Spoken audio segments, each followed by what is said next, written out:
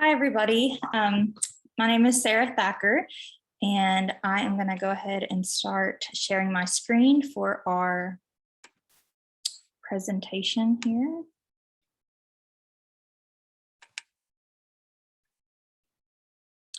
Okay, as a part of our video response, I want to talk today about critical pedagogies and teaching as a political act.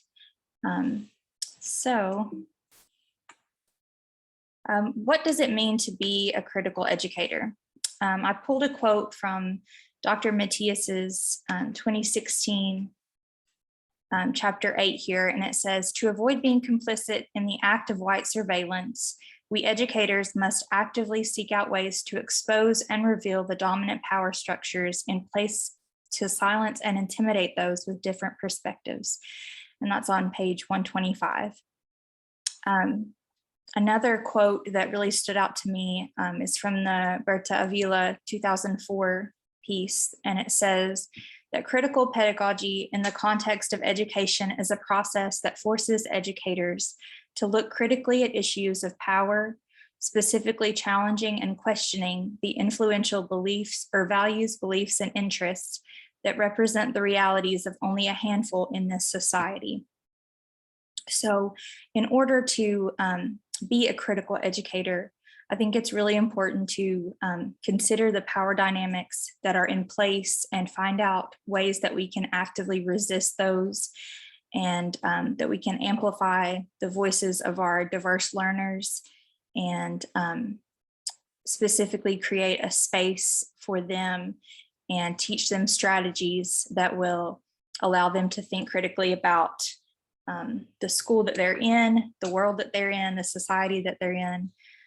So moving on to the next slide, we're going to go over the problem of hegemonic teaching practices. And this quote here that I pulled from the Juro piece 1988 from page 191 says that instead of learning to reflect upon the principles that structure classroom life and practice, prospective teachers are taught methodologies that appear to deny the very need for critical thinking. The point is that teacher education programs often lose sight of the need to educate students to examine the underlying nature of school problems. And then just going off of that, there was a similar quote from this same piece that said, "The notion that students come from different histories and embody different experiences, linguistic practices, cultures, and talents is strategically ignored with the logic and accountability of management pedagogy theory." And I think it's the very things that we are learning in this program specifically that I think we're all finding really valuable. To become future educators, these funds of knowledge, the community cultural wealth aspect of our students' lives, the knowledge that they are bringing in from their own lived experiences and realities. These are things that historically have been ignored and sort of pushed to the side in favor of what I feel like is maybe the more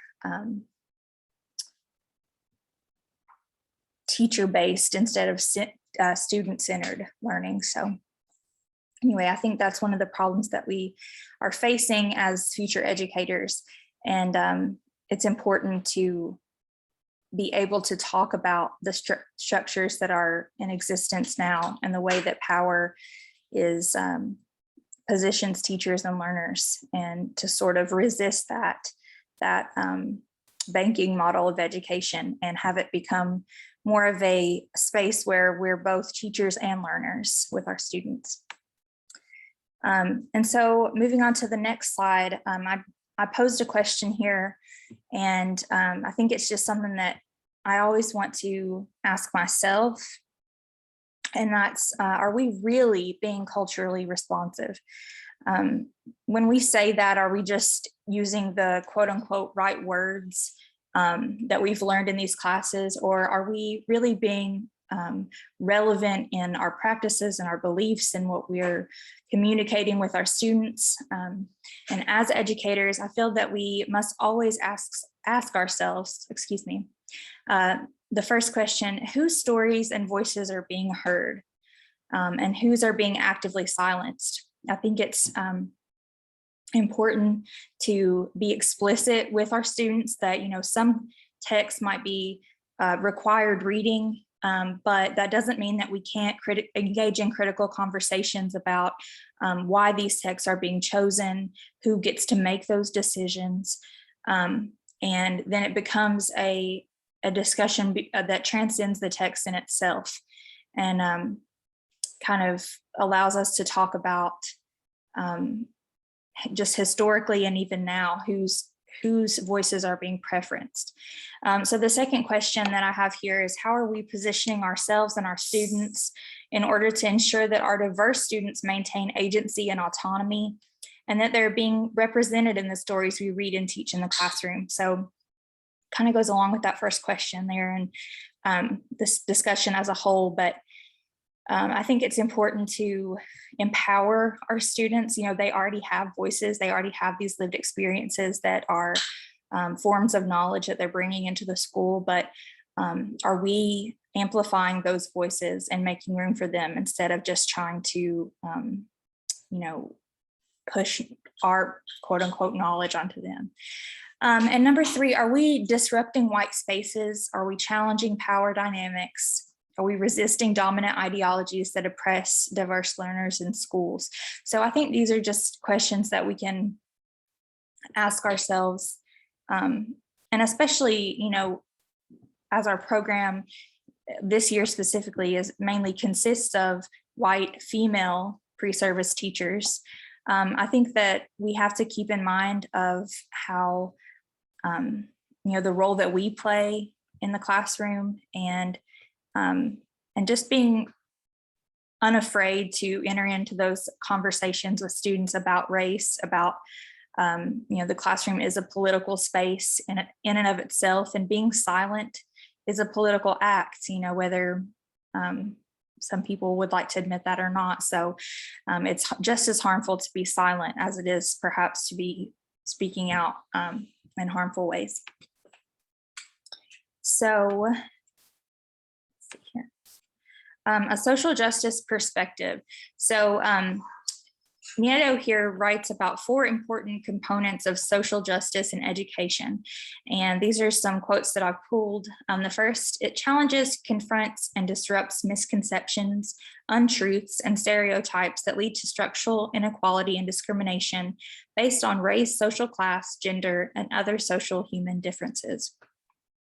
So these are ways that we can think about how social justice should be operating in the classroom, and making sure that we are always asking those critical questions that can lead to, deeper conversations about the realities that our students of color are facing, our minority group students and diverse learners are facing.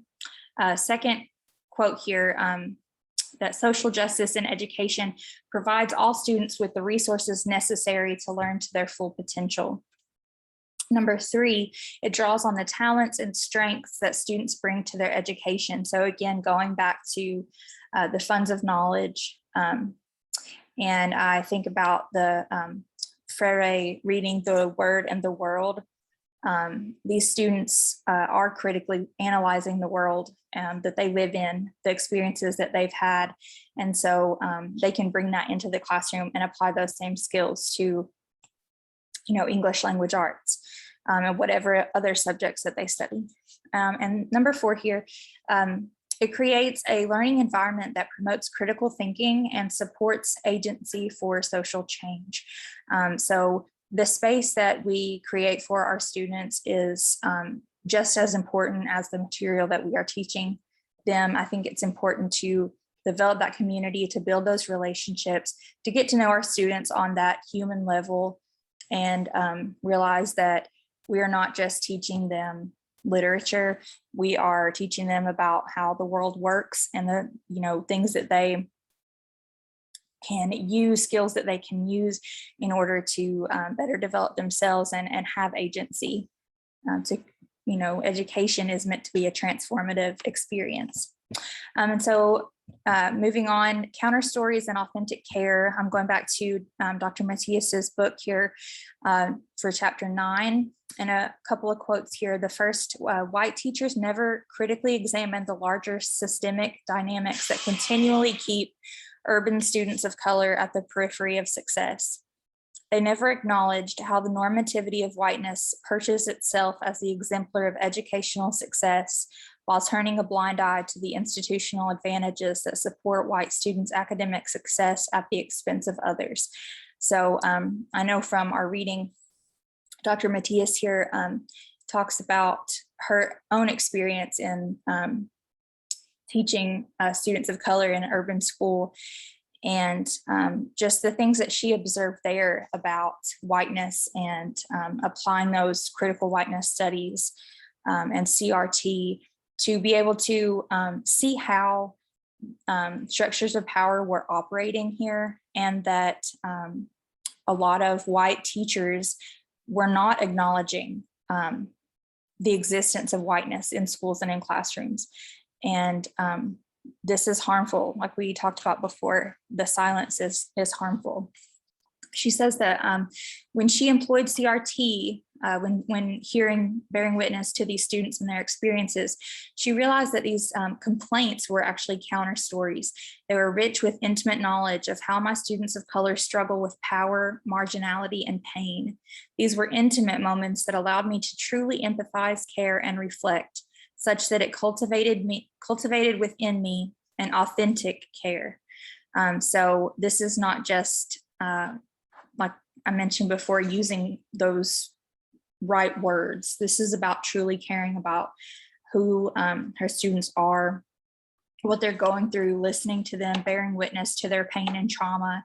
And that in itself changed her and allowed her to really see them. And I feel like that's something that I will definitely incorporate into my own classroom and my ideology, because, I feel like if you don't care about your students, then you can't be an effective teacher, and your students won't be able to learn from you because they'll know that you don't care if that's the case. So I think this is the final slide here, but this is also from Dr. Matthias's book, and these are some of the racial projects that she mentions. Pulling a quote here, she said, "I knew I must incorporate a critically race curriculum that countered the hegemonic silencing of race in textbooks." So sort of 4 ways that she mentions resisting this white normativity that was going on in schools. One is the curriculum and standards. She talks about problematizing the dominant or master narratives, asking, whose stories are being told, why are people of color perhaps being represented in certain lights, depending on, whatever media or text that they're analyzing. Number 2 is critical race lesson objectives. And Dr. Matthias talks about fostering dialogue that produces transformative knowledge about race, racism, whiteness, and white supremacy. Number 3, pedagogies and instructional strategies of race. She talks about employing critical race metacognition, and this challenges students to approach text with a critical eye about how people of color are being represented and depicted. And this can also apply to diverse learners of any type. And just to sort of be more aware and cognizant of how people are being depicted and represented in text, who is depicting these people in this light, and challenging that and resisting that, and opening the room up for conversations and discussions about that. And number 4 is vocabulary, teaching students content-specific vocab so they can engage in dialogues about race in the classroom.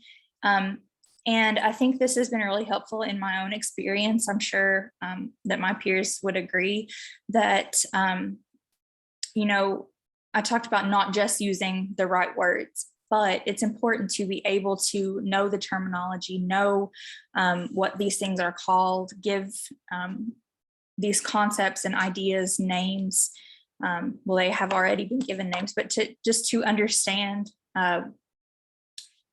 how they're defined and how they work and exist, so that we can navigate them and learn to resist and fight against these oppressive ideologies. So I think that is the last slide here. And I really appreciate you guys listening today. And I hope everyone has a great day. And I will see you all in class tomorrow. Again, thank you so much. And I hope you like the video. Bye.